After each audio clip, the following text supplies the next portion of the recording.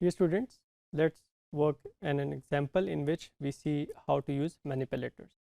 हम लोगों ने एक एग्जाम्पल पे काम किया था जिसके अंदर हम लोगों ने कुछ टेक्स्ट फील्ड की बैकग्राउंड कलर चेंज किए थे. Let's try to do the same thing using jQuery. यहाँ पे हम लोगों के पास दिस जो है वो रिप्रेजेंट कर रहा है ईमेल को, राइट, और उसका स्टाइल जो है वो हम लोग चेंज कर रहे हैं. तो अगर हम लोग यही काम jQuery के थ्रू करना चाहें तो हम लोग कैसे करेंगे? डॉलर सिंबल, हमारे पास जो आईडी है नेम की वो नेम है. यहाँ पे हम लोग CSS का सिलेक्टर यूज़ करेंगे. अब यहाँ पे हमारे पास नेम वाला जो टेक्स्ट फील्ड है वो हमारे पास सेलेक्ट हो गई. अब हम लोग CSS के थ्रू उसका बैकग्राउंड कलर चेंज करेंगे. हम लोग ये कहते हैं बैकग्राउंड कलर, और अब इसको वैल्यू हम लोग पास कर देते हैं पिंक की, राइट. तो इससे हमारे पास क्या होगा कि जो हमारे पास नेम है उसका बैकग्राउंड कलर हमारे पास चेंज हो जाएगा. Let's refresh it. तो अब देखें, अब ये जो कलर चेंज हुआ है ये हमारे पास jQuery के थ्रू है. और एल्स के अंदर भी हम लोग इस तरह कर सकते हैं. अब आप ये देखें कि हमारे पास यहाँ पे एलिमेंट को हम लोग सेलेक्ट भी कर रहे हैं, फिर उसके बाद उसकी CSS की प्रॉपर्टी भी चेंज कर रहे हैं. तो यही काम हमारे पास जो है वो यहाँ पे हो जाएगा. इसको हम लोग वाइट कर देते हैं, या लेट से चेक करने के लिए हम लोग इसको लाइट ग्रीन कर देते हैं.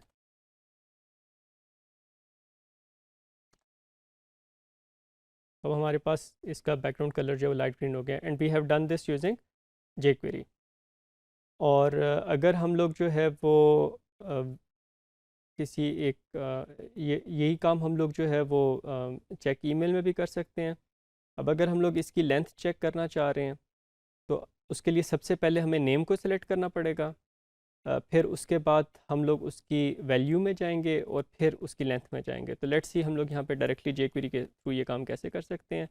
हम लोग यहाँ पे नेम को सिलेक्ट करते हैं, ठीक है, और फिर उसकी वैल्यू, कि हमारे पास उसकी वैल्यू क्या थी, ठीक है, और फिर उसकी लेंथ. तो ये हम लोग डॉट के साथ, मल्टीपल डॉट्स के साथ हम लोग ये सारा काम एक उसमें कर सकते हैं.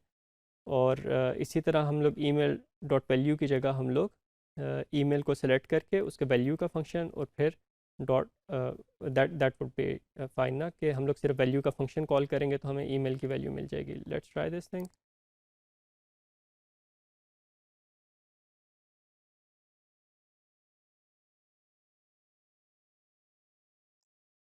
तो अब हमारे पास जो है ये फॉर्म सबमिट हो गया, और हमारे पास इसकी लेंथ जो है वो हमारे पास 5 थी. आप अगर जस्ट लर्निंग के लिए ये काम करना चाहते हैं तो आप यहाँ पे कंसोल में भी कर सकते हैं. आप यहाँ पे लिखें नेम, राइट, तो इससे आपको जो है वो ऑब्जेक्ट मिल जाएगा. अब आप उसकी वैल्यू गेट करना चाहते हैं, लेट्स से उसकी वैल्यू हम लोग ABC रख रहे हैं, तो डॉट वैल, राइट. तो इससे आपको जो है वो उसकी वैल्यू मिल जानी चाहिए. Okay, there is a problem here. यहाँ पे हम लोगों ने क्वेरी सिलेक्टर नहीं यूज़ किया. इट शुड बी नेम, और यहाँ पे भी हमारे पास एक्चुअली नेम होना चाहिए. तो उसकी वैल्यू हमें मिल गई, उसके अंदर ABC टाइप हुआ हुआ. कुछ और टाइप करते हैं और फिर दोबारा उसे गेट करते हैं तो हमें उसकी वैल्यू मिल गई. और इसी तरह अगर हम लोग इसकी लेंथ चेक करना चाहते हैं तो ये एक स्ट्रिंग है, इसकी लेंथ से हम लोग उसकी लेंथ चेक कर सकते हैं कि उसकी लेंथ कितनी है.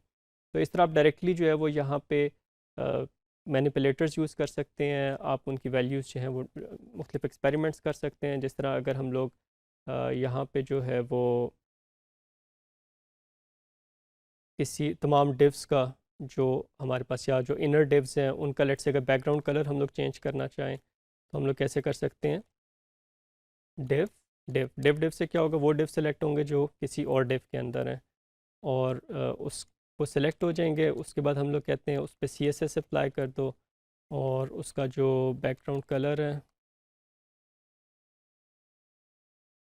वो हमारे पास लेट्स से ब्लू हो जाए या लाइट ब्लू हो जाए, ठीक है. तो आप देखें कि हमारे पास जितने भी डिव्स थे जो किसी और डिव के अंदर थे उनका बैकग्राउंड कलर जो है वो हमारे पास ब्लू हो गया. तो आई वुड सजेस्ट कि आप इस तरह के कुछ एक्सपेरिमेंट्स करें और उनके थ्रू आप देखें कि मुख्तलिफ एलिमेंट्स को आप एक्सेस कैसे कर सकते हैं, उनकी प्रॉपर्टीज़ को, वैल्यूज़ को चेक कैसे कर सकते हैं, उन्हें चेंज कैसे कर सकते हैं. तो do a lot of experiments for your learning. Dear students, हम लोग jQuery के थ्रू इवेंट्स को बहुत अच्छे तरीके से हैंडल कर सकते हैं. So let's see how we can handle events using jQuery. jQuery backend पे तो जावास्क्रिप्ट के इवेंट्स ही यूज़ कर रहा होता है, लेकिन हमें वो काइंड ऑफ एक सिंटैक्टिक शुगर कोटिंग दे देता है जिसके थ्रू हम लोग इजीली इवेंट्स को एक्सेस कर सकते हैं और उन्हें सेट कर सकते हैं. जो हमारे पास जावास्क्रिप्ट है उसके अंदर अगर आप रिकॉल करें तो हम लोग ऐड इवेंट लिस्नर का फंक्शन यूज़ करते थे. jQuery के अंदर उसी को शॉर्ट करके हम लोग ऑन का फंक्शन यूज़ करते हैं. और इसी तरह अगर किसी इवेंट लिस्नर को रिमूव करना हो तो हम लोग उसके लिए ऑफ का फंक्शन जो है वो यूज़ करेंगे. यहाँ पे हमारे पास कुछ एक डिव है और उसके ऊपर हम लोग कुछ इवेंट्स लिसन करवाना चाहते हैं. तो लेट्स से हम लोग ये कहते हैं कि जब हमारे पास इस डिव के ऊपर माउस मूव हो रहा हो तो हमारे पास जो माउस की लोकेशन है वो हमारे पास नज़र आ जाए. तो हम लोग क्या करते हैं कि इसको इसकी क्लास जो है वो पैनल है उसे हम लोग गेट करते हैं और हम लोग माउस मूव का इवेंट रजिस्टर करते हैं ऑन के फंक्शन के थ्रू. और उसके अंदर हम लोग एक एनोनिमस फंक्शन यूज़ कर लेते हैं. Of course it does not have to be an anonymous function. यहाँ पे आप कॉल बैक फंक्शन भी दे सकते हैं कोई. और हम लोगों के पास नीचे एक डिव है जिसके अंदर हम लोग मैसेज जो है वो डिस्प्ले करा रहे हैं. और उसका हम लोग कोड क्या सेट कर रहे हैं, जो हमारे पास लोकेशन है माउस की वो हम लोग उसके अंदर डिस्प्ले करवा रहे हैं. इसी तरह हम लोग एक और इवेंट जो है वो माउस लीव का हम लोग रजिस्टर कर रहे हैं. और हम लोग कह रहे हैं कि जैसे ही हमारे पास माउस लीव हो तो हमारे पास नीचे मैसेज में गुड बाय लिखा हुआ आ जाए. और जब हमारे पास क्लिक हो तो मैसेज के अंदर हमारे पास जो है वो स्टॉप मूव रिपोर्टिंग लिखा हुआ आ जाए. और फिर हम लोग इस इवेंट लिसनर को अनरजिस्टर कर दें. तो हम लोग ये जो पैनल का इवेंट रजिस्टर है उसको ऑफ के फंक्शन के थ्रू उस इवेंट लिसनर को रिमूव कर देंगे. अब यहाँ पे एक इंटरेस्टिंग चीज़ ये है कि हमारे पास ये जितने भी इवेंट लिसनर्स हैं ये हम लोगों ने एक ही सीक्वेंस में लिख लिए हैं. Dot dollar sign dot panel dot this thing, उसी के आगे डॉट दिस थिंग, उसी के आगे डॉट दिस थिंग. तो हम लोग इस तरह भी कर सकते हैं कि एक चेन फॉर्म के अंदर हम लोग इवेंट्स जो है वो रजिस्टर करवा लें. एक चीज़ जो बहुत इम्पॉर्टेंट है वो ये है कि जो इवेंट लिसनर्स हैं वो हमारे पास उस वक्त रजिस्टर हों जब डॉम ट्री मेमोरी में क्रिएट हो चुका हो. उसकी एक ऑप्शन तो ये है कि इवेंट लिसनर्स का कोड आप बॉडी के एंड पे लिखें. दूसरी ऑप्शन ये है कि अगर आप इसे शुरू में ही लिखना चाहते हैं तो आप इन इवेंट लिसनर्स को उस वक्त एग्जीक्यूट करें जब आपके पास डॉक्यूमेंट पेज लोड हो चुका हो. तो उसका हमारे पास ये तरीका है कि हम लोग डॉलर डॉक्यूमेंट डॉट रेडी का फंक्शन उस वक्त इन्वोक होता है जब हमारे पास डॉम ट्री मेमोरी में क्रिएट हो चुका होता है. दैट मीन्स कि वो पूरा पेज लोड हो चुका है. और यहाँ पे हम लोग जितने भी इवेंट लिसनर्स हैं वो हम लोग यहाँ पे लिख देंगे. इसकी एक एब्रीवेटेड फॉर्म भी है, वो ये कि dollar sign document dot ready की बजाय हम लोग सिर्फ डॉलर साइन यूज़ करते हैं. और फिर हम लोग उसके अंदर एक एनोनिमस फंक्शन देते हैं और उस एनोनिमस फंक्शन के अंदर हम लोग तमाम इवेंट लिसनर्स जो हैं वो हम लोग रजिस्टर कर लेते हैं. So let's have a look at the example that we are working on. Students, अभी हम लोग जो है वो लेट्स से जो हमारे पास डिव वाला जो हमारे पास इवेंट लिसनर था उसे हम लोग कन्वर्ट करते हैं jQuery में. तो अब यहाँ पे हम लोगों ने जब तमाम के तमाम डिव्स पे कोई इवेंट लिसनर अप्लाई करना था तो हम लोगों ने इधर जो है वो तमाम के तमाम डिव्स को गेट किया था क्वेरी सिलेक्टर के थ्रू. और फिर एक फॉर लूप यूज़ की थी जिसके अंदर हम लोगों ने हर एक डिव के ऊपर हम लोगों ने इवेंट लिसनर जो है वो रजिस्टर किया था. तो यही काम अगर हम लोग jQuery के थ्रू करना चाहें तो it should be very easy. Let's say हम लोग सबसे पहले करना क्या चाह रहे हैं, डिव्स के ऊपर इवेंट लिसनर लगाना चाह रहे हैं. तो हम लोग ये करेंगे डिव. इससे क्या होगा कि तमाम के तमाम डिव्स सेलेक्ट हो जाएंगे. और फिर उसके बाद ऑन से हम लोग इवेंट लिसनर को रजिस्टर करेंगे. कौन सा इवेंट है हमारे पास, क्लिक का इवेंट है. और इसके ऊपर फंक्शन कौन सा हम लोग रजिस्टर करना चाहते हैं. अब हमारे पास फंक्शन जो है वो हम लोग एनोनिमस फंक्शन भी दे सकते हैं और कॉल बैक फंक्शन भी दे सकते हैं. अब यहाँ पे हम लोग कॉल बैक फंक्शन दे देते हैं div अंडरस्कोर क्लिक. ठीक है. तो अब तमाम के तमाम डिव्स के ऊपर ये इवेंट रजिस्टर हो जाना चाहिए. तो लेट्स रिफ्रेश इट. हम लोग आउटर डिव को क्लिक करते हैं तो हमारे पास उसका बैकग्राउंड कलर चेंज हो गया. इनर डिव को करते हैं तो हमारे पास इनर डिव का कलर चेंज हो गया. राइट। तो इस तरीके से हमारे पास जितने भी डिव्स हैं, इनर डिव्स उनका कलर भी चेंज हो रहा है, और अगर आउटर डिव को क्लिक करें तो उसका कलर हमारे पास, बैकग्राउंड कलर जो है वो हमारे पास चेंज हो रहा है। यहाँ पे ये चीज़ हमारे लिए इंटरेस्टिंग है कि किस तरह हम लोगों ने एक तमाम के तमाम डिव्स को जावास्क्रिप्ट के थ्रू एक्सेस किया था, फिर एक फॉर लूप के थ्रू आइट्रेट किया था, और फिर इंडिविजुअली उन डिव्स के ऊपर इवेंट लिस्नर जो है हम लोगों ने ऐड किए थे। ये सारे का सारा हमारे पास 3 लाइंस ऑफ कोड जो है वो हमारे पास एक स्टेटमेंट से रिप्लेस हो गया जेक्वेरी के थ्रू, जिसके अंदर हम लोगों ने तमाम के तमाम डिव्स को सेलेक्ट किया $div के थ्रू। फिर उन तमाम वन बाय वन उन पे ये इवेंट रजिस्टर हो जाएगा। कौन सा इवेंट रजिस्टर हो जाएगा? क्लिक, कि जब वो क्लिक हो, और कॉल बैक फंक्शन हम लोगों ने पास कर दिया, डिव क्लिक का कॉल बैक फंक्शन हमारे पास यहाँ पे कॉल हो गया।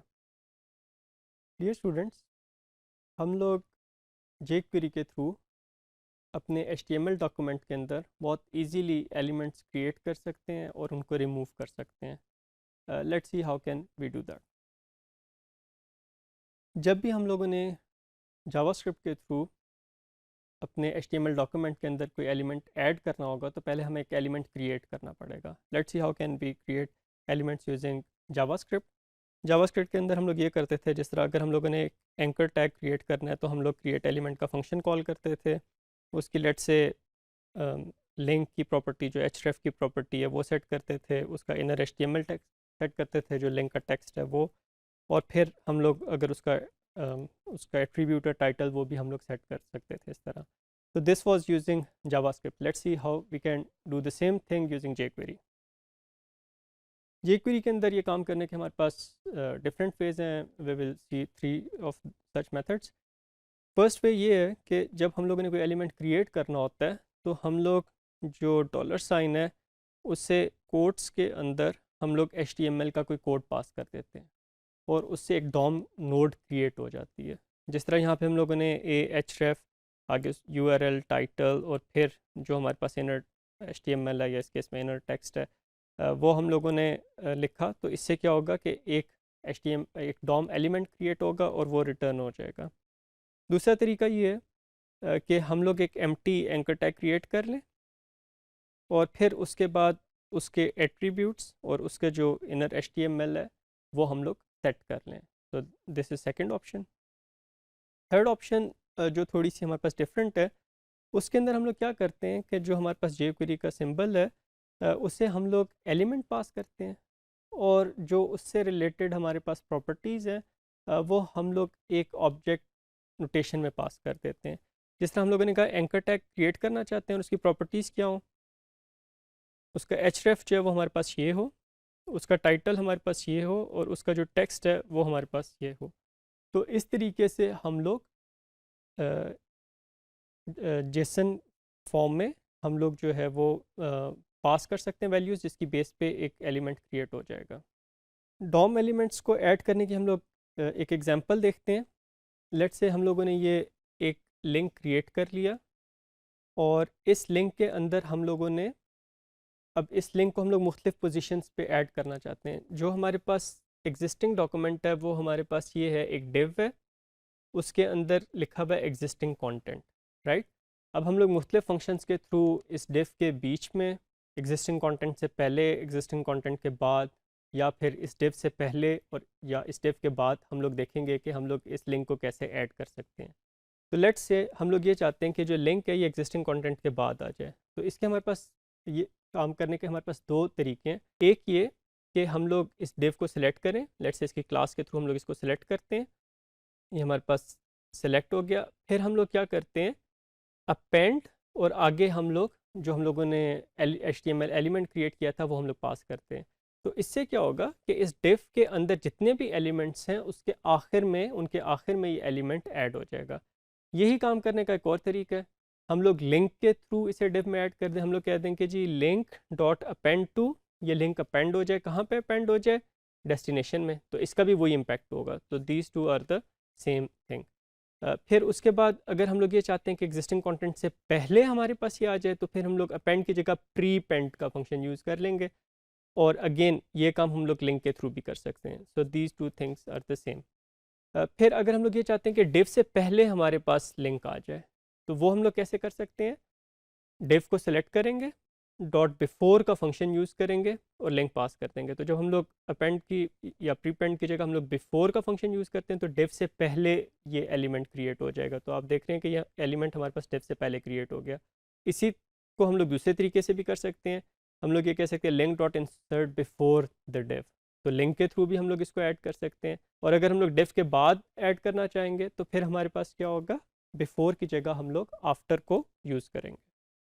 अब अगर हम लोग गैलरी क्लास वाली जितनी भी डिव्स हैं, राइट, उन्हें हम लोग एक और डिव के अंदर रैप करना चाहें और वो डिव हम लोग क्रिएट करते हैं और उसकी क्लास हम लोग लिख देते हैं गैलरी लिंक। दैट मीन्स कि हमारे पास ये जो डिव है जिसकी क्लास गैलरी है वो हमारे पास एक और डिव के अंदर रैप हो जाए, राइट। और इसी तरह हमारे पास ये जो दूसरी हमारे पास है ये भी हमारे पास एक और डिव के अंदर रैप हो जाए और उसकी क्लास जो है वो हमारे पास गैलरी लिंक को,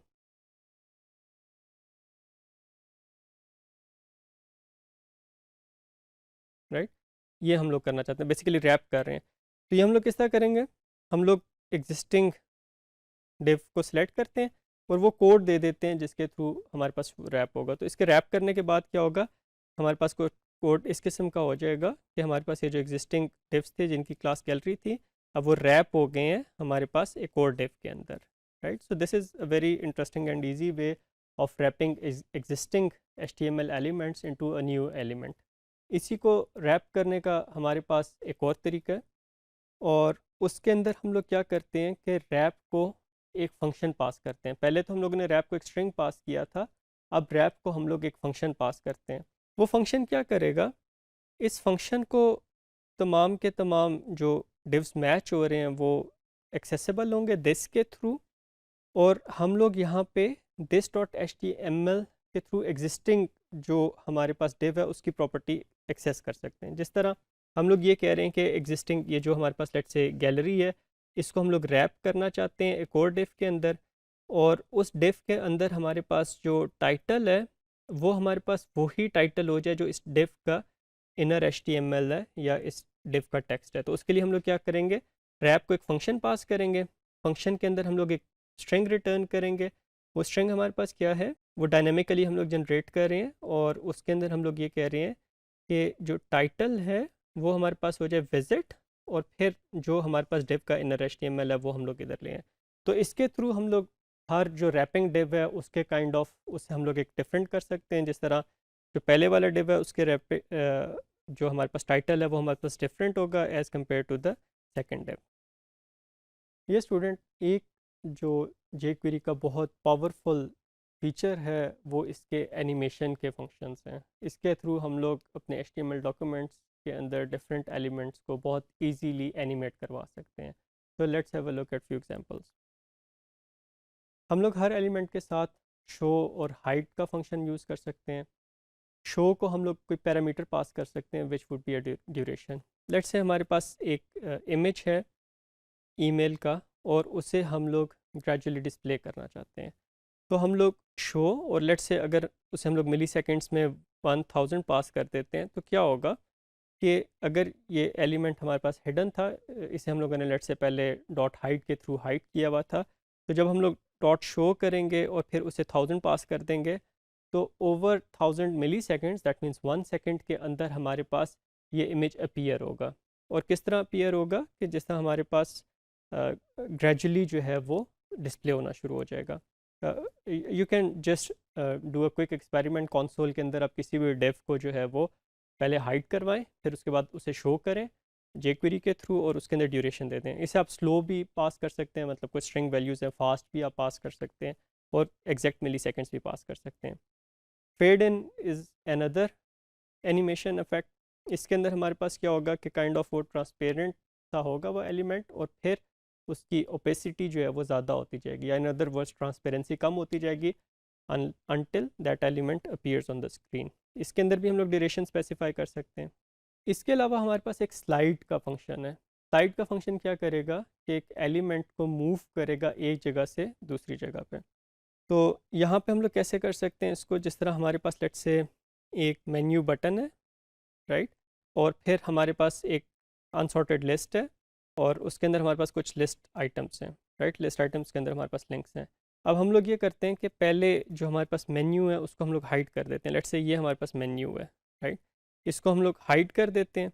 फिर हम लोग क्या करते हैं कि एक इवेंट रजिस्टर कराते हैं ऑन माउस एंटर, और ये किस पे करते हैं, बटन के ऊपर रजिस्टर करते हैं कि जैसे ही हमारे पास हम लोग माउस इसके अंदर हमारे पास एंटर हो तो हम लोग एक एनोनिमस फंक्शन लिखते हैं जिसके अंदर हम लोग ये कहते हैं कि मेन्यू जो हमारे पास ये वाला ब्लॉक है जो drop down kind of menu है, वो हमारे पास जो है वो स्लाइड डाउन हो जाए ओवर 500 मिली सेकेंड्स।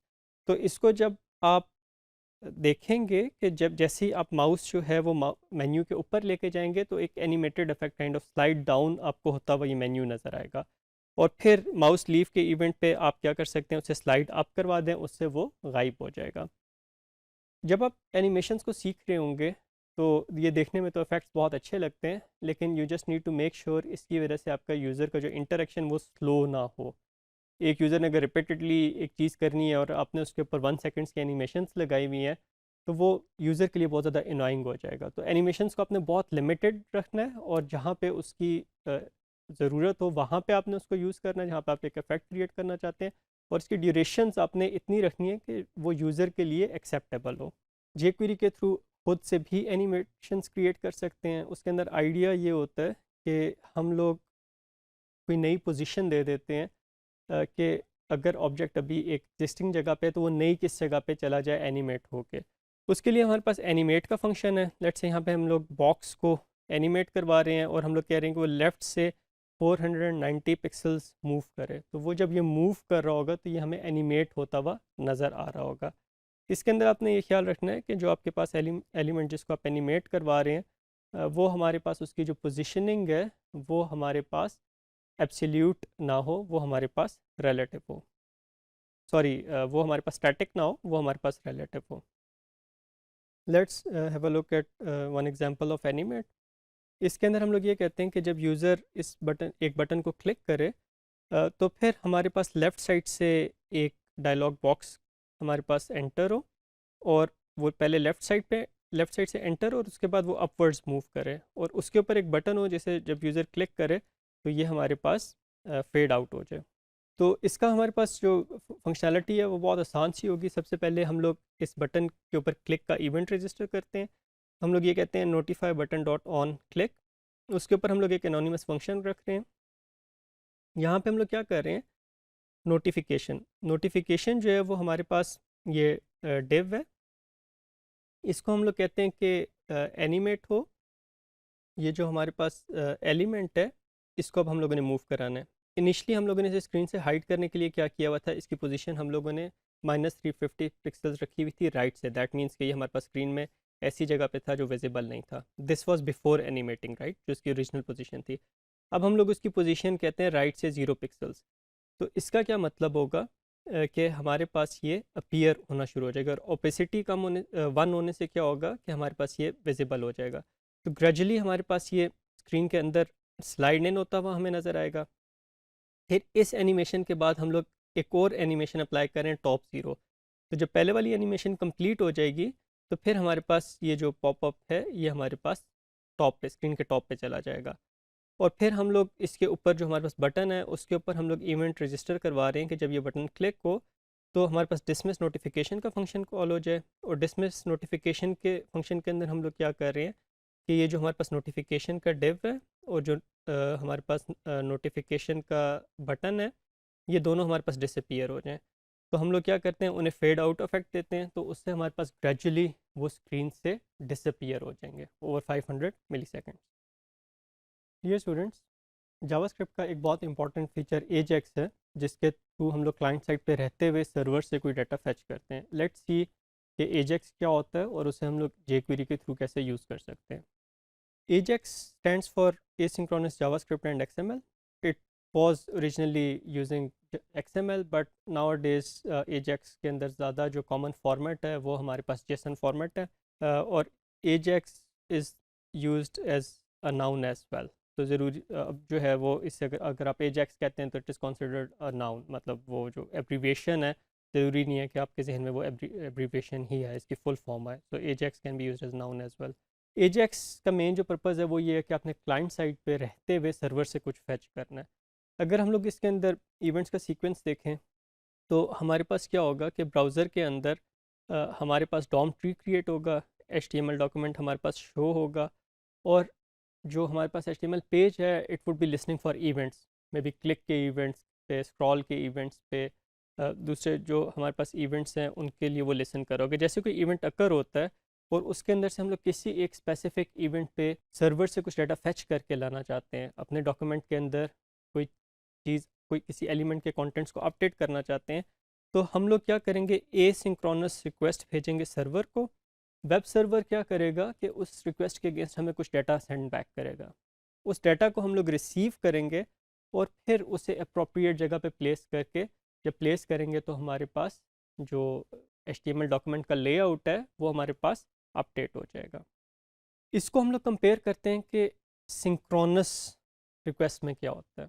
सिंक्रोनस रिक्वेस्ट में ये होता है कि जब हम लोगों ने किसी कंटेंट को अपडेट करना होता है तो हमारे पास पेज, सर्वर के पास जो जो हमारे पास पेज लोड हुआ हुआ है, उसकी हम लोग दोबारा से रिक्वेस्ट भेजते हैं सर्वर को, maybe with some query string, या उसके अंदर कोई हम लोग बताते हैं कि हमें अपडेटेड इन्फॉर्मेशन चाहिए। और वेब सर्वर क्या करता है, एक नया वेब पेज क्रिएट करेगा और वो आपको जो है वो सेंड बैक करेगा। जिस तरह अगर आपके पास टाइम है और आप चाहते हैं कि ये टाइम अपडेट हो जाए, तो ये सर्वर के पास ये रिक्वेस्ट जाएगी, सर्वर ने सिर्फ टाइम को अपडेट करना है लेकिन वो पूरे के पूरे HTML कंटेंट्स को रिक्रिएट करेगा और वो कंटेंट्स दोबारा से भेजेगा। जबकि एजेक्स में क्या होगा, एजेक्स में हमारे पास वही पेज है, अब हम लोगों ने सिर्फ उसके इतने से पार्ट को अपडेट करना है जहाँ पे हमारे पास टाइम लिखा हुआ है। हम लोग सर्वर को रिक्वेस्ट भेजेंगे कि हमें अपडेटेड टाइम भेज दो, वो सर्वर क्या करेगा कि हमें सिर्फ टाइम भेज देगा और कंटेंट्स नहीं भेज रहा, और अपडेटेड टाइम को हम लोग प्लेस कर देंगे अपने पेज के ऊपर। तो बाकी कंटेंट्स हमारे पास उसी तरह रहेंगे, वो रिफ़्रेश नहीं हो रहे, सिर्फ जो एक पार्ट है, जो टाइम वाला पार्ट है, एक स्पेसिफिक उसका जो एलिमेंट है वो हमारे पास अपडेट हो जाएगा। तो यू कैन सी के Ajax can be very powerful for user interfaces, कि अब आपके पास पूरे का पूरा पेज जो है वो रीलोड नहीं हो रहा है। इनफैक्ट अगर अब अभी आप ब्राउज़र के अंदर आप अपनी ईमेल को चेक करें, या आप सोशल मीडिया वेबसाइट्स को यूज़ कर रहे होते हैं, यूट्यूब को यूज़ कर रहे हैं, आप ट्विटर को यूज़ कर रहे हैं, तो ये सारे के सारे जो हैं एजेक्स को यूज़ कर रहे होते हैं। इसके अंदर पेजेस पूरे के पूरे रीलोड नहीं होते, सिर्फ जो रिक्वायर्ड डाटा है वो हमारे पास सर्वर से फैच होता है और आपके ब्राउज़र स्क्रीन पे डिस्प्ले हो जाता है। हम लोग jQuery के थ्रू एसिंक्रोनस रिक्वेस्ट कैसे कर सकते हैं?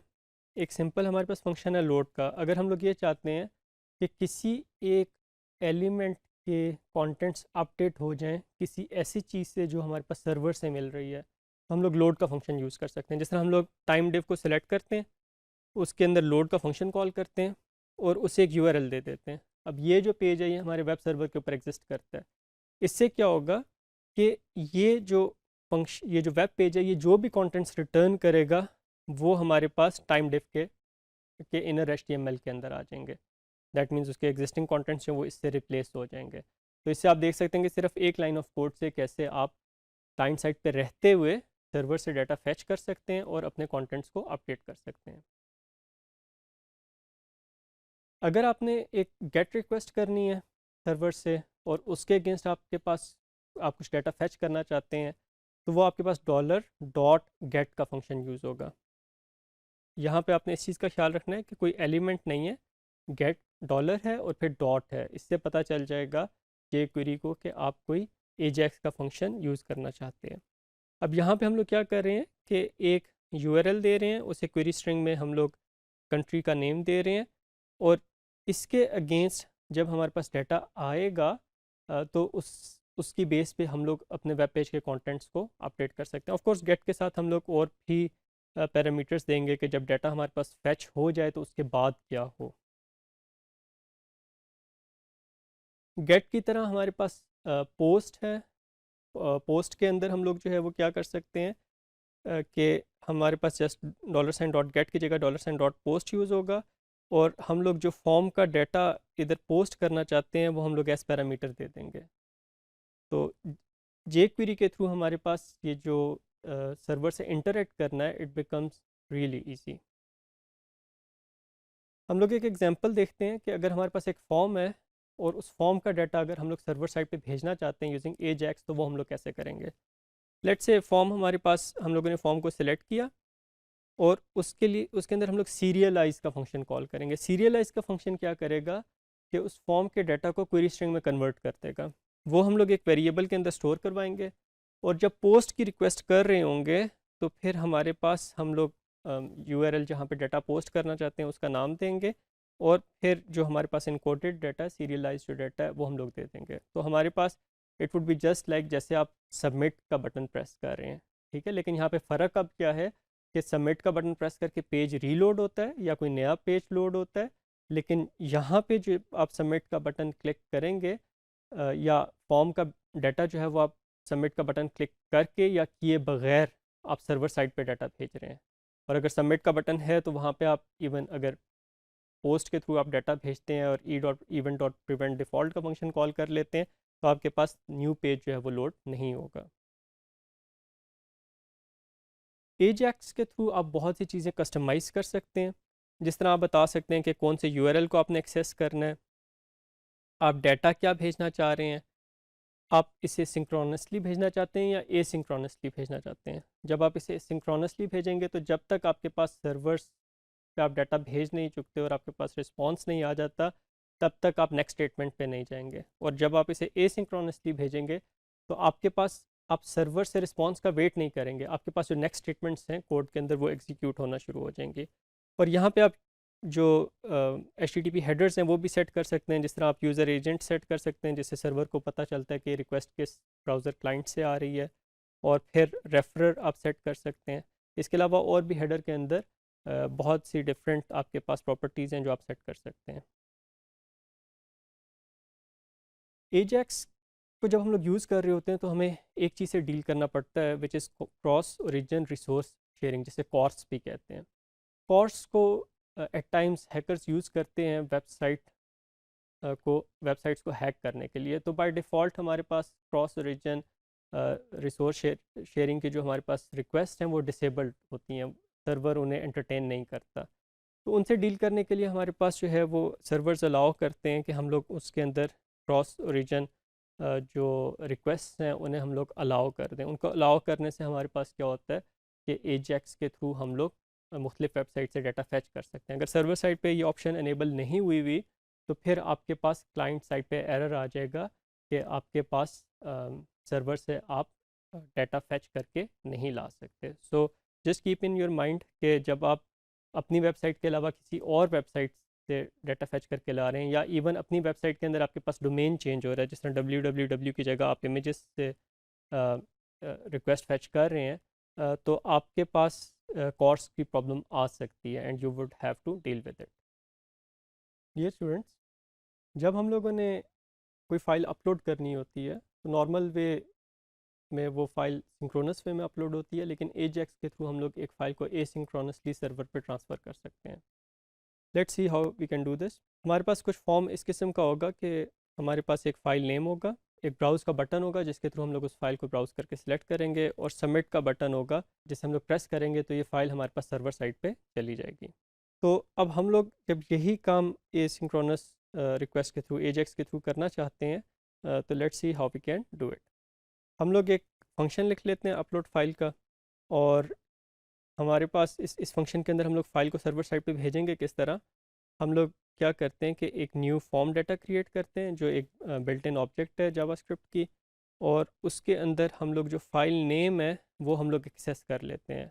ठीक है, जब फ़ाइल नेम हम लोग एक्सेस कर लेते हैं, इसके अंदर ज़ीरो हम लोगों ने क्यों किया, क्योंकि आपको हम लोगों ने ये डिस्कस किया था कि इवन अगर आपने एक एलिमेंट का भी आपने सेलेक्टर दिया है तो एक सेट रिटर्न होगा, और सेट के अंदर सिर्फ एक एलिमेंट होगा। तो फर्स्ट एलिमेंट को सेलेक्ट करने के लिए आप यहाँ पे ज़ीरो को यूज़ करेंगे। आपने जब सर्वर साइड पे कोई डाटा भेजना होता है तो आप वो XML HTTP रिक्वेस्ट के थ्रू आप भेज सकते हैं। तो आप उसका एक ऑब्जेक्ट क्रिएट कर लेते हैं, ये भी आपके पास जावास्क्रिप्ट के अंदर अवेलेबल है।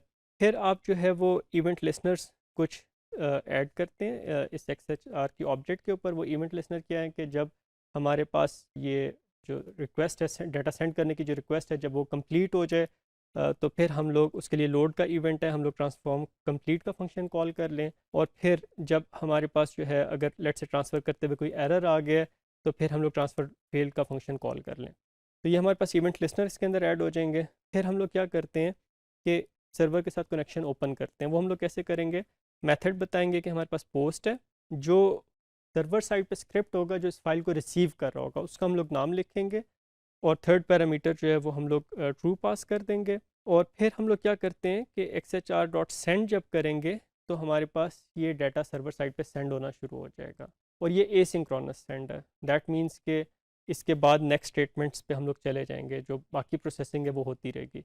अब जैसे ही हमारे पास ये ट्रांसफ़र कंप्लीट होगी तो हमारे पास लोड का इवेंट इन्वोक होगा। उसके ऊपर अगर ट्रांसफ़र कंप्लीट का हम लोगों ने कॉल बैक फंक्शन दिया हुआ है तो ट्रांसफ़र कंप्लीट होने पे हमारे पास ये फंक्शन कॉल हो जाएगा। इस फंक्शन के ऊपर हम लोग ये कर सकते हैं कि लेट से कोई हमारे पास प्रोग्रेस से रिलेटेड कोई हम लोगों ने डेव बनाया हुआ है, उसके अंदर हम लोग लिख देते हैं कि हमारे पास जो है, या प्रोग्रेस बार हम लोगों ने बनाई हुई है तो उसकी हम लोग उसकी विड्थ हम लोग 100% कर देते हैं, और वहाँ पे हम लोग लिख देते हैं कि हमारे पास 100% जो है वो ये फाइल अपलोड हो चुकी है। और in case of a failure हम लोग एक अलर्ट बॉक्स जनरेट कर सकते हैं कि जो फाइल हम लोग अपलोड करना चाह रहे थे वो ट्रांसफ़र नहीं हो सकी। डियर स्टूडेंट्स, अभी तक हम लोगों ने क्लाइंट साइड टेक्नोलॉजीज़ को कवर किया, जिसके अंदर हम लोगों ने देखा कि हम लोग किस तरह HTML, CSS और जावास्क्रिप्ट के थ्रू वेब पेजेस क्रिएट कर सकते हैं।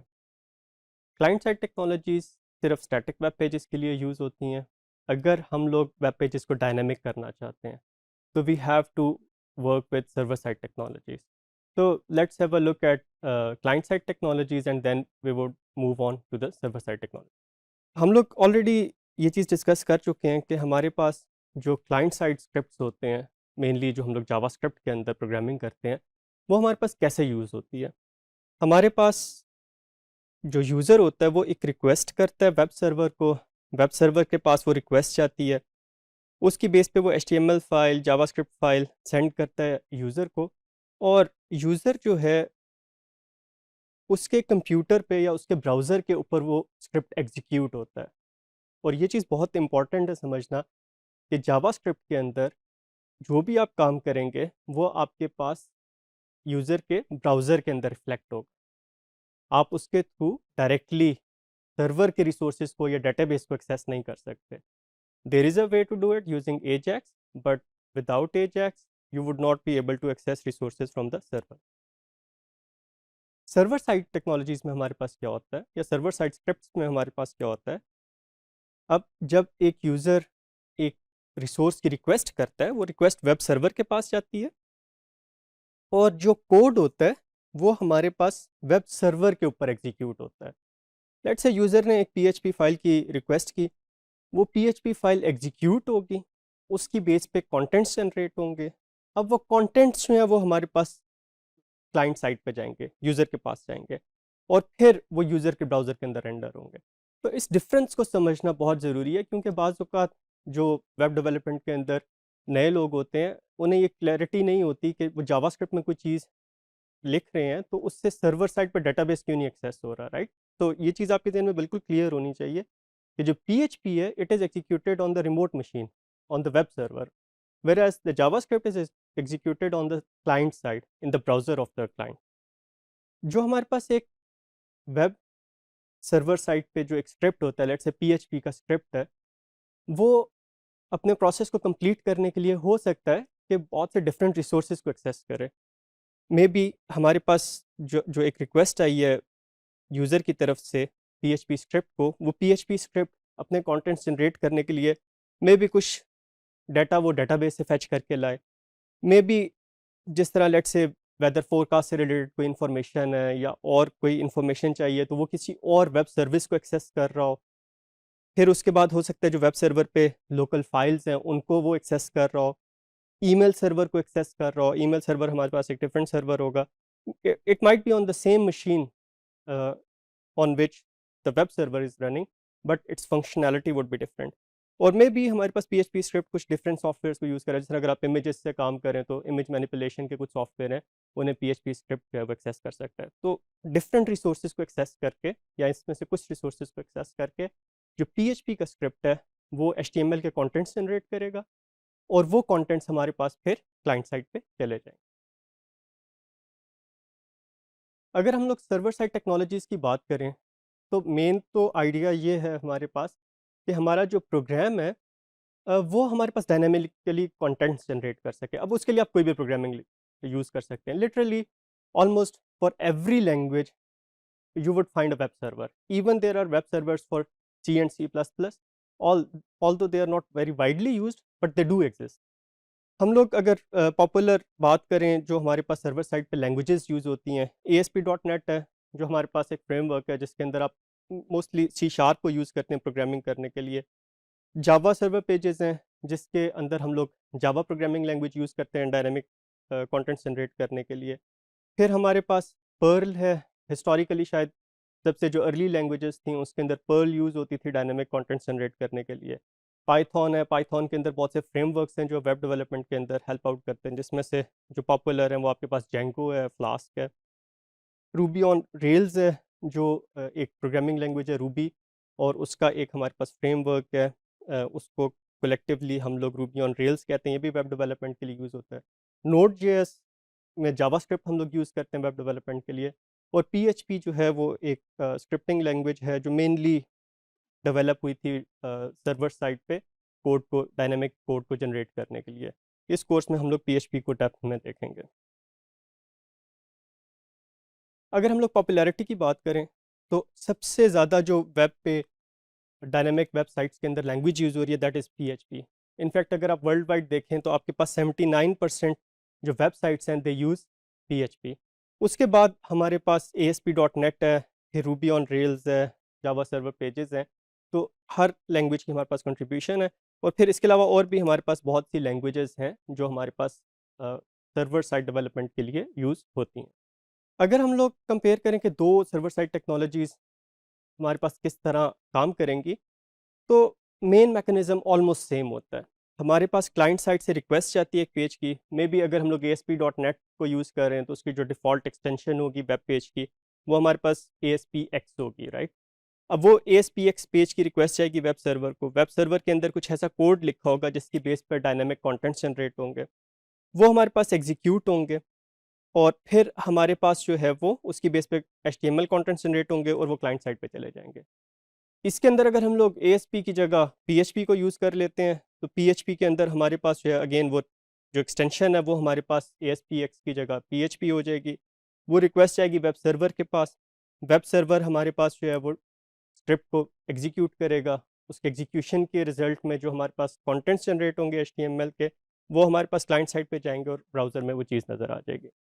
तो इट्स मेनली अबाउट आपकी चॉइस क्या है, आपकी रिक्वायरमेंट्स क्या है वेब सर्वर लैंग्वेज के लिए। बाज़ औक़ात जिस कंपनी के लिए आप डेवलपमेंट कर रहे हैं उनकी अपनी रिक्वायरमेंट्स होती हैं या वो स्पेशलिस्ट होते हैं एक पर्टिकुलर सर्वर साइड टेक्नोलॉजी को यूज़ करने में, तो you have to adopt to it.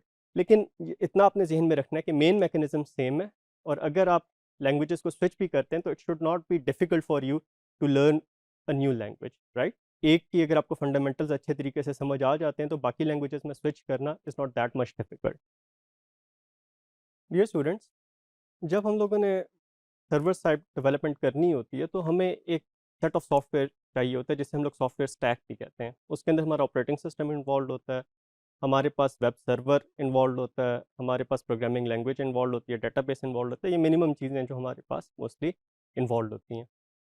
अभी लर्निंग के लिए तो आप अपनी मशीन पे एक सॉफ्टवेयर इंस्टॉल करेंगे जिसके अंदर ये तमाम के तमाम जो सॉफ्टवेयर स्टैक के एलिमेंट्स हैं वो अवेलेबल होंगे।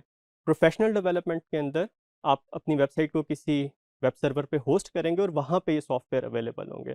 तो in this module we will learn how to install web server software. हमारे पास बहुत से सॉफ्टवेयर स्टैक अवेलेबल हैं।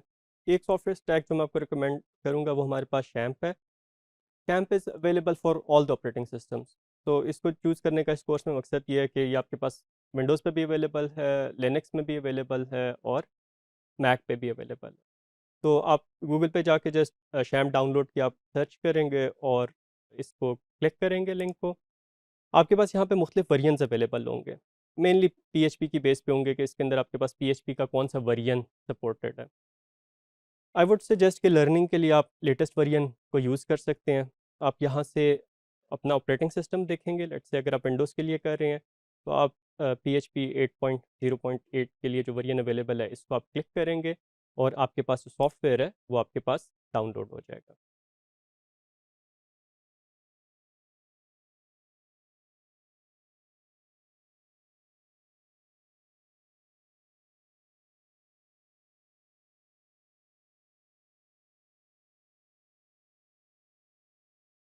जब ये सॉफ्टवेयर आपके पास डाउनलोड हो जाएगा तो फिर आपने एक एग्जीक्यूटेबल फाइल होगी, उसे आपने एग्जीक्यूट कर लेना है।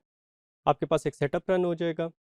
It is very straight forward setup. आप जैसे इसको कंप्लीट कर लेंगे, यहाँ पे आप देख लेंगे कि आपने कौन कौन से आपको मॉड्यूल्स चाहिए। जिस तरह हम लोग जावा या JSP को नहीं यूज़ कर रहे, हमें टॉप कैट नहीं चाहिए होगा। Let's select the other ones. Maybe Perl के अंदर हम लोग डेवलपमेंट नहीं करेंगे, वो हमें नहीं चाहिए होगा। और बाकी जो मॉड्यूल्स हैं वो हम लोग अभी या फिर बाद में हो सकता है आपको उनकी ज़रूरत पड़े। इसका फ़ोल्डर ऐसा रखिएगा जिसके अंदर आपका एक्सेस हो। अगर आपने software let's say D drive में इंस्टॉल किए हुए हैं तो आप इसकी ड्राइव चेंज कर सकते हैं।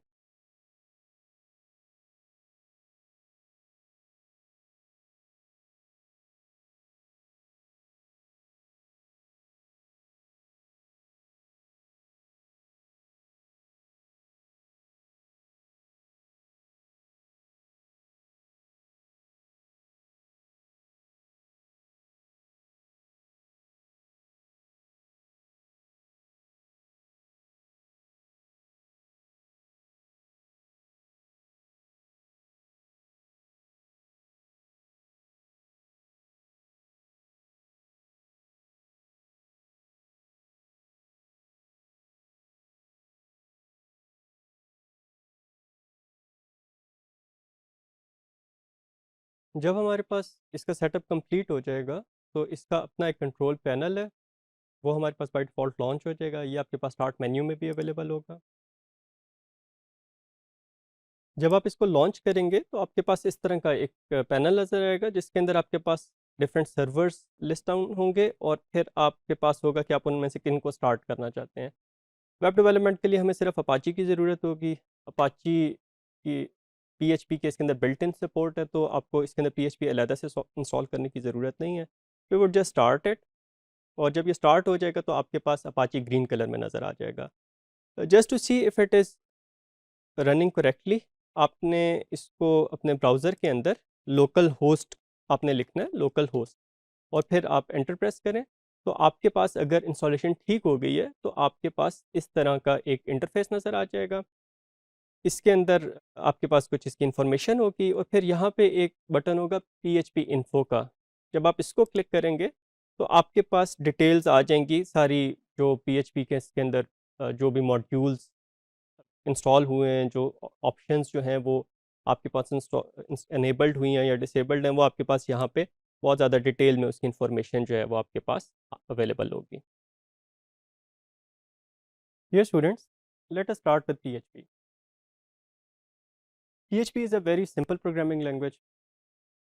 मेन आइडिया ये होगा कि हम लोग एक PHP की फ़ाइल क्रिएट करेंगे, उसके अंदर कुछ हमारे पास स्क्रिप्ट होगा जो PHP का होगा और कुछ हमारे पास स्क्रिप्ट होगा जो HTML का होगा। And it is also possible कि हम लोग एक HTML फाइल क्रिएट करें और उसके अंदर जहाँ पे हमें डायनामिक कोड चाहिए सिर्फ वहाँ पे हम लोग PHP के टैग्स यूज़ करके उसका कोड लिख लें। तो PHP को जब हम लोगों ने HTML फाइल में एम्बेड करना होता है तो उसके लिए जो टैग यूज़ होता है वो हमारे पास less than question mark PHP, फिर हमारे पास PHP का कोड होता है और फिर क्वेश्चन मार्क ग्रेटर देन। ये हमारे पास स्टार्टिंग और एंड सिंबल्स हैं जिसके बीच में हम लोग PHP का कोड राइट करेंगे। PHP के कोड के अंदर आपने एक चीज़ का ख्याल रखना है कि इसके अंदर स्टेटमेंट्स जो हैं वो सेमी कॉलन पे एंड होती हैं। जावास्क्रिप्ट के अंदर हमारे पास ये रिक्वायरमेंट नहीं होती। You can and your statements with semi colon और नॉट, मतलब इट्स योर चॉइस कि आप उसे सेमी कॉलन पे एंड कर रहे हैं या नहीं कर रहे। PHP के अंदर every statement must and with semi colon. अगर आप जावा या C++ में काम कर रहे हैं या कर चुके हैं तो इस तरह का इस मैकेनिज़्म से आप यूज़ टू होंगे। PHP के अंदर जो वेरिएबल्स हैं वो हमारे पास डॉलर साइन से शुरू होते हैं। तो this is the main difference between PHP and C++ या जावास्क्रिप्ट। यहाँ पे हमारे पास जब भी वेरिएबल आपने कोई यूज़ करना है तो उससे आप डॉलर साइन से शुरू करेंगे। जिस तरह अगर आपके पास काउंट एक वेरिएबल है, उसके अंदर आप कोई वैल्यू स्टोर करना चाहते हैं, तो काउंट की जगह आप क्या लिखेंगे? Dollar count. पीएचपी के अंदर आप कॉन्स्टेंट्स को यूज़ कर सकते हैं। In fact I would recommend you to use constants a lot. Constants को आप कहाँ पे यूज़ करेंगे? देखें, आपने अपने कोड में किसी जगह पे कहीं पे आपने लेट्स से सर्वर का एड्रेस लिखना है। अगर आपके पास सर्वर जो है वो लोकल मशीन के ऊपर है, तो आप वहाँ पे लोकल होस्ट लिखेंगे। ठीक है? अब instead of writing local host everywhere, आप क्या करें कि सर्वर के लिए आप एक कांस्टेंट डिफाइन कर लें और लोकल होस्ट की जगह उस कांस्टेंट को यूज़ करें। And in fact you should do this in all the programming languages, whether you are using them for web development or for some other purposes। तो यहाँ पे जिस तरह हम लोग एक कांस्टेंट डिफाइन कर रहे हैं डेटाबेस लोकल का, और उसके अंदर वैल्यू हम लोग स्टोर कर रहे हैं लोकल होस्ट की। यहाँ पे कुछ चीज़ों का ख्याल रखना ज़रूरी है कि जब हम लोग कांस्टेंट को डिफाइन करते हैं तो उसके लिए डिफाइन का कीवर्ड यूज़ होता है। उसका जो पहला पैरामीटर होता है वो हमारे पास कांस्टेंट नेम होता है। It has to be in quotes, right? आपने सिंगल या डबल कोट्स में उसको रखना है। और फिर सेकंड जो पैरामीटर होता है वो उसकी वैल्यू होती है। जिस तरह यहाँ पे कांस्टेंट नेम होगा डेटाबेस लोकल और उसकी वैल्यू होगी लोकल होस्ट। और अगर हम लोग उसको डिस्प्ले करवाएंगे तो यहाँ पे कॉन्स्टेंट्स के साथ हम लोग डॉलर साइन नहीं यूज़ करेंगे, हम लोग सिर्फ कॉन्स्टेंट नेम लिखेंगे और उसके अंदर जो वैल्यू है वो हमारे पास डिस्प्ले हो जाएगी। हमारे पास पीएचपी जो although it is a dynamically typed language, लेकिन बिल्ट इन ये डाटा टाइप्स को मैनेज कर रही होती है, वेरिएबल्स को डाटा टाइप असाइन कर रही होती है। जो डाटा टाइप्स पीएचपी सपोर्ट करता है वो हमारे पास बुलियन है, integer, float, string, array and object. We would not use these data types to declare variables, लेकिन जब वेरिएबल को कोई वैल्यू असाइन होती है तो पीएचपी इन डाटा टाइप्स में से कोई एक डाटा टाइप उस वेरिएबल को असाइन कर देगा। हमारे पास कुछ स्केपिंग करेक्टर्स यूज़ होते हैं इसके अंदर। स्केपिंग करेक्टर्स आप दूसरी लैंग्वेजेस में भी यूज़ कर चुके होंगे, सी प्लस प्लस में, जावा में। न्यू लाइन के लिए हम लोग स्लैश एन यूज़ करते हैं, टैब के लिए स्लैश टी है, बैक स्लैश अगर डिस्प्ले करना है तो उसके लिए हमारे पास डबल बैक स्लैश होगा। यहाँ पे जो एक नया स्केपिंग करेक्टर है वो डॉलर साइन है। अगर आप डॉलर साइन को स्केप नहीं करते तो आपके पास जो पीएचपी का हमारे पास इंटरप्रेटर है वो ये समझ रहा होगा कि आप यहाँ पे किसी वेरिएबल को डिस्प्ले करना चाहते हैं। तो जब आपने डॉलर साइन को डिस्प्ले करना है तो उसको आपको स्केप करना पड़ेगा। इसका हमारे पास फ़ायदा ये होता है कि कोड्स के अंदर फिर आपको कंकैटिनेशन नहीं यूज़ करनी पड़ती। आप बस कोड्स के अंदर ही डॉलर साइन और वेरिएबल का नाम लिखेंगे तो आपके पास उसकी वैल्यू डिस्प्ले हो जाएगी। अगर आप डबल कोट्स यूज़ कर रहे हैं स्ट्रिंग्स के लिए तो उसके अंदर आपको डबल कोट एक विद इन द स्ट्रिंग आपको चाहिए तो उसको आप स्केप करेंगे बैक स्लैश डबल कोट से। और इसी तरह अगर आप स्ट्रिंग को सिंगल कोट्स में राइट कर रहे हैं तो फिर और उसके अंदर आपको एक सिंगल कोट चाहिए तो उसको भी आप स्केप करेंगे। हाँ, अगर आप इन्वर्टेड कॉमा यूज़ कर रहे हैं तो उसके अंदर आपको अपॉस्ट्रोफी को अगर आप डबल कोट्स यूज़ कर रहे हैं तो उसके अंदर आपको सिंगल कोट्स को स्केप करने की ज़रूरत नहीं है, और अगर आप सिंगल कोट्स यूज़ कर रहे हैं तो उसके अंदर आपको डबल कोट्स को स्केप करने की ज़रूरत नहीं है। हमारे पास जब हम लोगों ने कोई वैल्यू डिस्प्ले करनी होती है, चाहे वो वेरिएबल है, चाहे हमारे पास कांस्टेंट है या कोई स्ट्रिंग है, हम लोग उसको इको के थ्रू या प्रिंट के थ्रू या प्रिंट एफ के थ्रू हम लोग उसको डिस्प्ले कर सकते हैं। इसका मैकेनिज्म बड़ा सिंपल सा है। इको को हम लोग एज अ फंक्शन भी यूज़ कर सकते हैं जिसके अंदर हम लोग कोई लिटरल या वेरिएबल या उसका कम्बिनेशन दे देंगे, और फिर इको को विदाउट पैरेंथेसिस भी यूज़ कर सकते हैं, एज अ कीवर्ड भी यूज़ कर सकते हैं। आप इको लिखेंगे, स्पेस के बाद जो भी चीज़ आपने डिस्प्ले करनी है वो आपके पास एज इट इज़ आउटपुट पे चली जाएगी। अगर आप अपनी आउटपुट को फॉर्मेट करना चाहते हैं, दैट मीन्स अगर आप चाहते हैं कि अगर आपके पास कोई डेसिमल नंबर है वो 2 डेसिमल प्लेसेस तक डिस्प्ले हो, और तरीके से अगर आप फॉर्मेट करना चाहते हैं, बुलियन वैल्यू डिस्प्ले करना चाहते हैं, and there could be many other things, तो आप फिर प्रिंट एफ का फंक्शन यूज़ कर सकते हैं। प्रिंट एफ के अंदर जो है वो आप स्ट्रिंग लिखते हैं, फिर आपके पास कुछ प्लेस होल्डर्स होते हैं, प्लेस होल्डर्स की जगह पे आप स्ट्रिंग्स को क्लोज करके वेरिएबल्स लिख देते हैं। जिस तरह इस एग्जांपल में हमारे पास दो प्लेस होल्डर्स हैं, एक स्ट्रिंग के लिए which is product box, and the second place holder is for its weight, जो हमारे पास एक फ्लोटिंग पॉइंट नंबर है। और यहाँ पे हम लोग मेंशन कर रहे हैं कि जो फ्लोटिंग पॉइंट नंबर है ये फुल स्टॉप के बाद या डेसिमल पॉइंट के बाद हमारे पास 2 डिजिट्स डिस्प्ले हो।